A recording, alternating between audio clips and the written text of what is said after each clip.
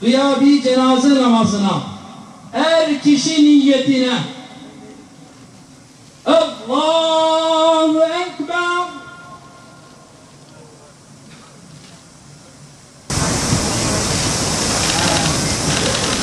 Allahu Ekber, Esselamu Aleyküm ve Rahmetullah, Esselamu Aleyküm ve Rahmetullah.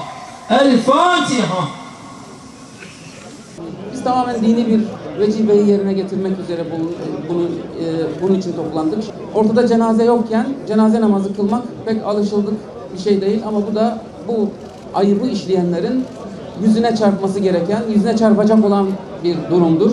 Biz kaybolduğu günden itibaren ve katledildiğinin anlaşıldığı günden itibaren onun için adalet talep ettik. Onun için olayın tamamen aydınlatılmasını talep ettik.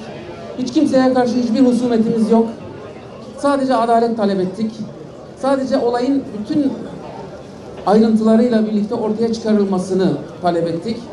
Şu zamana kadar ortaya çıkan birçok gerçek onun çok hunhar bir biçimde, çok vahşi bir biçimde katledilmiş olduğu ve cesedinin parçalanarak konsolosluk dışına çıkarılarak bir yerlerde yok edildiği şeklindedir.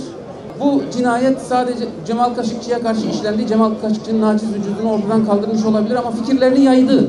Onun uğruna mücadele vermiş olduğu bütün değerleri, bütün fikirleri, bütün davaları bugün bütün dünyanın konusu haline getirmiş oldu. Bugün herkes bu soruyu artık soruyor. Neden öldürüldü? Ve neden öldürüldüğü sorusuna verilen her cevap onun katillerinin kabusu haline gelmeye başladı ve daha da devam edecek.